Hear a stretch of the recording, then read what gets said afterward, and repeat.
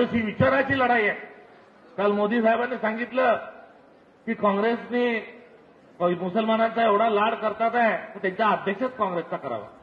अहो मोदी साहेब, आतापर्यंत काँग्रेसचे अखिल भारतीय काँग्रेस कमिटीचे 89 अध्यक्ष झालेले आहेत आणि या 89 मध्ये सगळ्या जातीचे, सगळ्या धर्माचे, महिला, पुरुष, आदिवासी, मागासवर्गीय, एससी, ओबीसी, साऊथ इंडियातला, नॉर्थ इंडियातले, महाराष्ट्रातले, बंगालमधले, हिंदू, मुस्लिम, ख्रिश्चन हे सगळे अध्यक्ष काँग्रेसने दिले. आता तुम्हाला मुस्लिम समाजाचा जास्ती पुळका आलाय. वंक विधेयक आणलं तर ते किरगिजी म्हणाले मुसलमानांच्या हिताचं आहे. 3 तलाक आणला तर मोदीजी साहेब मुस्लिम महिलांच्या इतकी त्यांना काळजी वाटत होती की त्यांनी ते 3 तलाकचं विधेयक आणलं. तुम्हाला एवढा कळवळा मुस्लिम समाजाचा आहे तर नड्डा साहेबांची मुदत संपलेली आहे.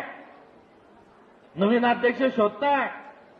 संघातून कोणाचं पाकिट येतं आणि कोणाचं नाव येतं म्हणून तुम्ही हवालदिल झालेले. 75 वर्षांनंतर निवृत्ती घ्यावी लागेल म्हणूनही तुम्ही परेशान आहे. आता म्हणतात की पंतप्रधान पदही रिक्त होणार आहे आणि भाजपच्या राष्ट्रीय अध्यक्षाची मुदत संपलेली आहे. तर आम्हाला कशाला सांगता? तुम्हीच एखाद्या अल्पसंख्याक मुस्लिमाला देशाचं पंतप्रधान किंवा तुमच्या पक्षाचा अध्यक्ष करून टाका. आम्ही तर संविधानानुसार चाललेलो आहे.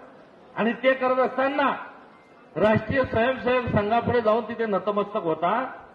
तिथे त्यांनाही सूचना द्या की आजपर्यंत राष्ट्रीय स्वयंसेवक संघाचा सरसंघचालक हा ओबीसी समाजाचा झालेला नाही, आदिवासी समाजाचा झालेला नाही, दलित समाजाचा झालेला नाही, एकही महिला अद्याप सरसंघचालक झालेल्या नाहीत.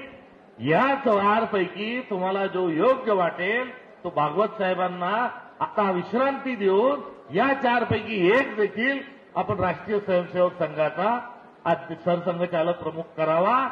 तेव्हाच आम्ही म्हणू की इनके मुंह में राम और बगल में छुरी नाही. नाहीतर आम्ही रामाच्या गोष्टी करतो आणि तुम्ही नथू रामाच्या गोष्टी करता. आणि या रामाच्या गोष्टी करणाऱ्या माणसाला सांगायचं तुम्ही आम्हाला कृपा करून राम शिकू नका.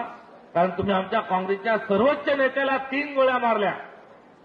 30 जानेवारी 1948ला त्या 3 गोळ्या मारल्यानंतर महात्मा गांधींच्या तोंडातून कोणता उच्चार आला होता? हे राम. त्यामुळे आमचा सर्वोच्च नेता मरता मरता राम माझं नाव घेतो. तो राम व्यवस्थेत असला पाहिजे. आणि तुम्ही जो आहात हा नथुराम घेऊन डोक्यावर घेऊन फिरत आहात. आणि हा तुमचा नथुराम आता पुरताच आम्हाला सर्वांना हा समजलेला आहे. त्यामुळे हे हिंदू, मुस्लिम, सवर्ण, दलित, ओबीसी, ओपन हे वाद करून आता स्वतःची राजकीय पोळी शेकत आहेत. आगामी काळात आपल्याला एक वैचारिक लढा हा तुम्हाला मला आपल्याला सगळ्यांना लढायचा